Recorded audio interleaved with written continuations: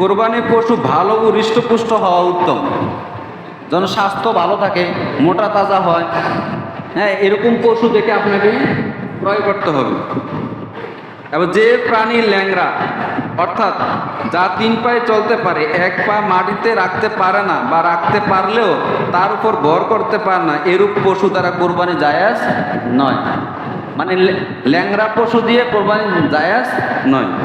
যে মানে তার 1 পা অচল, কিন্তু ওই পা দিয়ে সে কোনো রকমের ভর দিয়ে চলতেই পারে না, সেটা মাটিতে ফেলতেও পারে না, এরকম পশু দিয়ে কোরবানি জায়েজ নয়। যে পশুর একটিও দাঁত নেই, তা দ্বারা কোরবানি দুরুস্ত নয়। তবে দাঁত না থাকা সত্ত্বেও ঘাস খেতে সক্ষম হলে তা কোরবানি জায়েজ আছে। ধরেন আপনি যে পশু কিনছেন তার একটাও দাঁত নাই, যদি এরকম হয় তাহলে ওই পশু দিয়ে কোরবানি জায়েজ নয়। তবে জায়েজ হবে যদি ওই গরু দাঁত ছাড়াই যদি আপনার ঘাস চিবিয়ে খেতে পারে। আছে না, অনেকে আছে না যে দাঁত নাই কিন্তু সে ঘাস খেতে পারে, এরকম যদি হয় তাহলে ওই পশু দিয়ে কোরবানি জায়েজ আছে।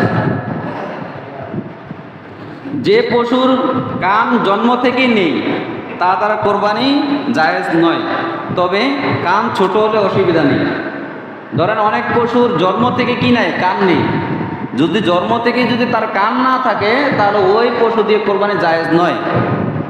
আর যদি কান আছে কিন্তু ছোট আকারে, ছোট একটা বড় একটা ছোট, এরকম যদি হয় বা দুটোটাই ছোট, এত করে সমস্যা নাই, ওই পশু দিয়ে আপনি কোরবানি করতে পারবেন।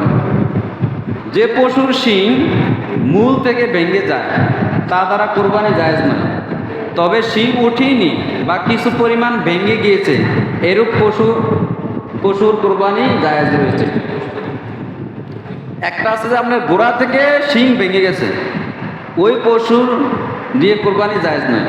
আর যদি কিছু অংশ ভেঙে গেছে অথবা তার একবারেই জন্ম থেকে তার মানে জন্মের পরে বা তার কখনোই শিং ওঠে নাই, তাহলে ওই পশু দিয়ে আপনি কোরবানি করতে পারবেন।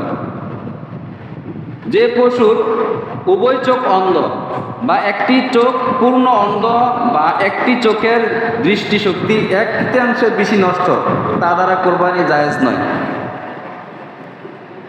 কমপক্ষে যদি একটা পশুর 1/3 বেশি, 1/3 মানে 1/3 এর চেয়ে বেশি যদি তার চোখের দৃষ্টি না থাকে, তাহলে ওই পশু দিয়ে কোরবানি জায়েজ নয়।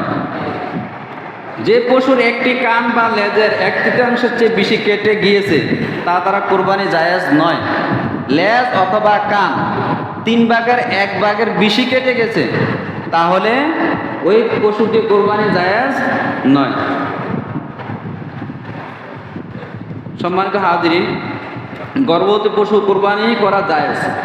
যদি পেটের বাচ্চা জীবিত পাওয়া যায় তবে সে বাচ্চাও জবাই করে দিবে, তবে প্রসবের নিকটবর্তী হলে সেরূপ গর্ভবতী পশু কোরবানি দেওয়া মাকরুহ। বন্ধা পশু কোরবানি করা জায়েজ আছে, মানে যে পশু বাচ্চা দেয় না, মানে সে কখনো বাচ্চা দেয় না, এটা গেলে বন্ধা পশু, এই বন্ধা পশু দিয়ে কোরবানি জায়েজ আছে। গর্ভবতী পশু দিয়েও কোরবানি জায়েজ আছে, তবে তার যে পেটের যে বাচ্চা, ওই বাচ্চাটারও জবাই করে দিতে হবে।